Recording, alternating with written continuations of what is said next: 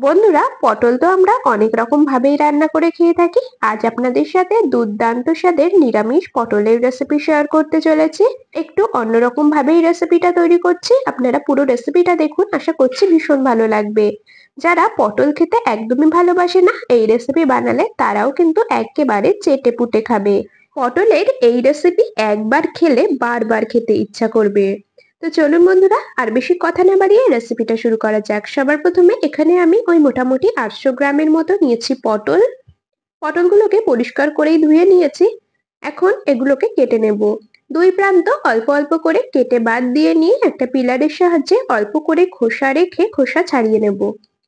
অল্প অল্প পটলের গায়ে খোসা রেখে তারপরে পিলারের সাহায্যে ঠিক এইরকম ভাবে ছাড়িয়ে নিচ্ছি। আপনারা চাইলে বটি দিয়েও পটলগুলোর খোসা ছাড়িয়ে নিতে পারেন। বন্ধুরা, আমি এই কাজটা করতে থাকি, আপনারা অবশ্যই আমাকে এই সময়টা কমেন্টসে জানিয়ে যাবেন আপনারা কে কোন জায়গা থেকে আমার আজকের এই রেসিপিটা দেখছেন, তবেই না আপনাদের কমেন্টসে ধন্যবাদ জানাতে পারবো। এদিকে আমি ঠিক এইরকম ভাবে প্রত্যেকটা পটলের খোসা ছাড়িয়ে নিয়ে তারপরে আপনাদেরকে দেখাচ্ছি।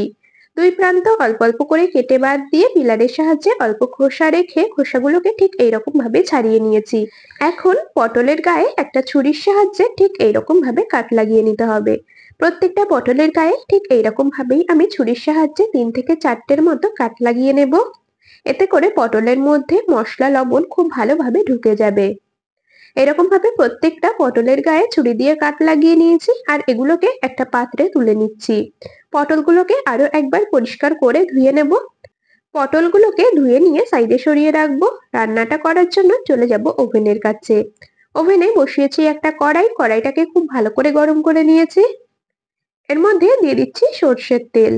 বড় চামচ মেপে 3 চামচ আমি সর্ষের তেল দিলাম। তেলটা খুব ভালো করে গরম করে নিয়েছি। এখন পটলগুলোকে তেলের মধ্যে দিয়ে দিতে হবে। এক ব্যাচে যেহেতু সমস্ত পটলগুলো আমার ভাজা হবে না, সেজন্য আমি 2 ব্যাচে করে পটলগুলোকে ভেজে নিচ্ছি।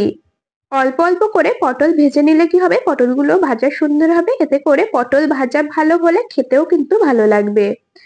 লবণ হলুদ দিয়ে দিলাম পরিমাণ মতো, আর খুব ভালো করে পটলগুলো নরম হয়ে আসা পর্যন্ত আর বেশ ভাজা ভাজা একটা রং আসা পর্যন্ত ভেজে নেব।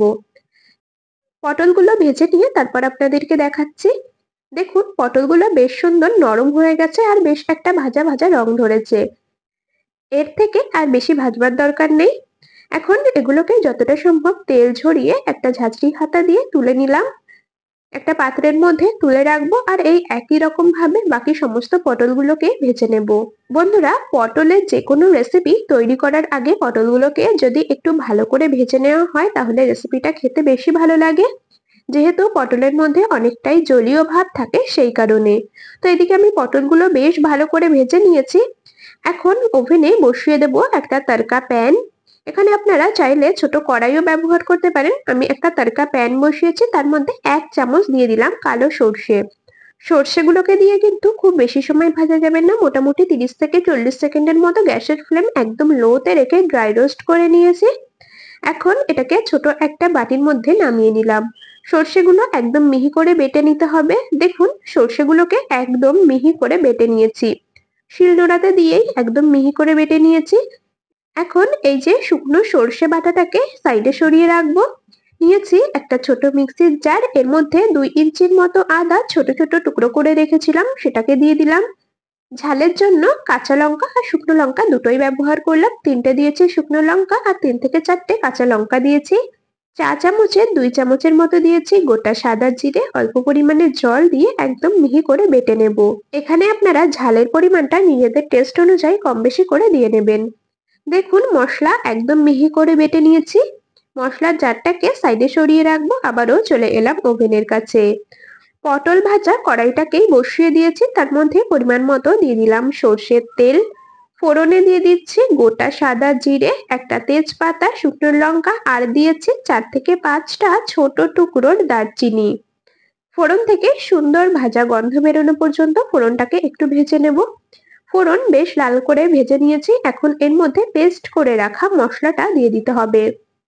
পেস্ট করে রাখা মশলা ফোড়নের মধ্যে দিলাম, আর মশলার জারটাকে ধুয়ে সামান্য একটু জল এর মধ্যে দিয়েছি। মশলা থেকে বেশ সুন্দর তেল ছেড়ে আসা পর্যন্ত কষিয়ে নেব, আর মশলার কাঁচা গন্ধটা যাওয়া পর্যন্ত কষিয়ে নেব। মশলা 3 থেকে 4 মিনিটের মতো মিডিয়াম ফ্লেমে কষিয়ে নিয়েছি। এখন বন্ধুরা এর মধ্যে ভেজে রাখা পটলগুলোকে এক এক করে দিয়ে দিতে হবে। ভেজে রাখা পটলগুলোকে কড়াইতে দিয়ে খুব ভালো করে কষিয়ে নেব বেশ খানিকক্ষণ সময় ধরে। মোটামুটি আরো 5 থেকে 6 মিনিটের মতো পটলগুলোকে দিয়ে মশলার সাথে কষিয়ে নিতে হবে। এই সময় এর মধ্যে দিয়ে দিচ্ছি পরিমাণ মতো হলুদ গুঁড়ো, দিয়ে দিচ্ছি স্বাদ মতো লবণ। যেহেতু পটল ভাজার সময় বেশ খানিকটা পরিমাণে লবণ হলুদের ব্যবহার করা হয়েছে, অবশ্যই সেই কথা মাথায় রেখে এখানে লবণ ব্যবহার করবেন। আর কালারের জন্য আমি হাফ চামচের মতো দিয়েছি কাশ্মীরি লঙ্কার গুঁড়ো। পটল মশলার সাথে বেশ খানিকক্ষণ কষানো হতে থাকুক। এই সময় আমরা আরো একটা কাজ কমপ্লিট করে নেব। নিয়ে নিয়েছি একটা বড় বাটি, আর তার মধ্যে উষ্ণ গরম জল দিয়ে দিলাম 1 বাটি। ওই বাটি মেপেই 1 বাটি দিয়ে দিচ্ছি নারকেল কোড়া। এখানে আমি একটা বড় সাইজের নারকেলকে কুড়িয়ে রেখেছিলাম আগে থেকে। নারকেল কোড়াটা দিয়ে উষ্ণ গরম জলের সাথে প্রথমে হাত দিয়ে একটু চটকে নিতে হবে। ঠিক এইরকম ভাবে মোটামুটি মিনিট খানেকের মতো একটু চটকে নিয়েছি। আর এখন দেখুন এরকম ভাবে নারকেলের দুধটাকে বার করে নেব। একদম হাত দিয়ে চেপে চেপে নারকেলের যে ছিবড়েটা সেটাকে আলাদা করে নিতে হবে। দেখুন ঠিক এইরকম ভাবে নারকেলের দুধ থেকে ছিবড়েগুলোকে আলাদা করে নিয়েছি। এখন এই দুধটাকে একটা ছাঁকনির সাহায্যে ছেঁকে নেব, যাতে একদমই কোনো ছিবড়ে এর মধ্যে না থেকে যায়। খুব ভালো মতো করে ছাঁকনি দিয়ে ছেঁকে নিয়েছি, নারকেলের দুধটা বার করে নিয়েছি। এখন এটাকে সাইডে সরিয়ে রাখবো। এখন আবারও চলে এলাম ওভেনের কাছে। মোটামুটি 4 থেকে 5 মিনিট গ্যাসের ফ্লেম মিডিয়াম টু লোতে রেখে কষিয়ে নিয়েছি। দেখতেই পাচ্ছেন মশলা থেকে পুরোপুরি তেল ছেড়ে দিয়েছে, আর মশলার রংটাও কিন্তু অনেকটাই পাল্টে গেছে। এখন এর মধ্যে নারকেলের দুধটাকে দিয়ে দিলাম। বন্ধুরা আপনারা যেই পরিমাণে ঝোল বা গ্রেভি রাখবেন সেই অনুযায়ী কিন্তু নারকেলের দুধটা বার করে নেবেন, মানে নারকেলের দুধ বার করার সময় সেই পরিমাণে জল ব্যবহার করবেন। নারকেলের দুধ দিয়ে খুব ভালো করে নেড়ে চেড়ে সমস্ত কিছু একসাথে মিশিয়ে নিয়েছি। দেখুন ঝোল একদম টকবক করে ফুটে এসেছে। এখন ঢাকা দিয়ে দিলাম বেশ খানিকক্ষণ সময়ের জন্য। ঝোলটা একটু কমে আসা পর্যন্ত, তেল ছাড়া পর্যন্ত অপেক্ষা করব। মোটামুটি আমি 8 থেকে 10 মিনিটের মতো মিডিয়াম টু হাই ফ্লেমে রান্না করে নিয়েছি। দেখতেই পাচ্ছেন ঝোল অনেকটাই কমে এসেছে। এখন বন্ধুরা এর মধ্যে দিয়ে দিতে হবে ড্রাই রোস্ট করে রাখা সর্ষের গুঁড়ো। যে সর্ষে গুঁড়োটা আগে থেকেই রেডি করে রেখেছিলাম সেটা দিয়ে দিলাম 1 চামচ। খুব ভালো করে আলতো হাতে একটু নেড়ে নেব। যেহেতু পটলগুলো এখন একেবারেই নরম হয়ে রয়েছে, একদমই আলতো ভাবে নেড়ে নিতে হবে। একদমই সামান্য পরিমাণে এখন দিয়ে দিচ্ছি গরম মশলা গুঁড়ো। খুব বেশি গরম মশলার গুঁড়ো দেওয়ার দরকার নেই, দেখতেই পাচ্ছেন একেবারে সামান্য একটু আমি গরম মশলা গুঁড়ো দিয়ে দিলাম। হাফ চামচ দিয়েছি চিনি, আর 1 চামচ দিয়ে দিলাম ঘি। যেহেতু নিরামিষ রেসিপি, সামান্য চিনি আর সামান্য ঘি দিলে এর স্বাদটা অনেক গুণ বেড়ে যায়। মশলা দিয়ে একদমই আলতো হাতে একটা খুন্তি দিয়ে একটু নেড়ে চেড়ে মিশিয়ে নিচ্ছি। দেখতেই পাচ্ছেন বন্ধুরা গ্রেভি থেকে তেল ছেড়ে দিয়েছে। এই পর্যায়ে আসা পর্যন্ত কিন্তু রেসিপিটা রান্না করে নিতে হবে। এই রেসিপিতে খুব বেশি ঝোল হলে খেতে একদমই ভালো লাগে না। রেসিপিটা দেখতেও দেখুন কতটা লোভনীয় হয়েছে। পটলের এই নিরামিষ রেসিপি গরম গরম ভাতের সাথে পরিবেশন করার জন্য একদম তৈরি হয়ে গেছে। এখন এটাকে একটা পাত্রে নামিয়ে নিচ্ছি। গরম ভাতে পটলের এই রেসিপি থাকলে অন্য কিচ্ছু লাগবে না, শুধুমাত্র এই একটা রেসিপি দিয়ে সমস্ত ভাত খেয়ে ফেলতে পারবেন। রেসিপিটা আপনাদের কেমন লাগলো অবশ্যই কমেন্টসে জানিয়ে যাবেন। যদি ভালো লেগে থাকে তবে ভিডিওটিতে একটি লাইক আর বন্ধুদের মধ্যে অনেক অনেক শেয়ার করে দেওয়ার অনুরোধ রইল।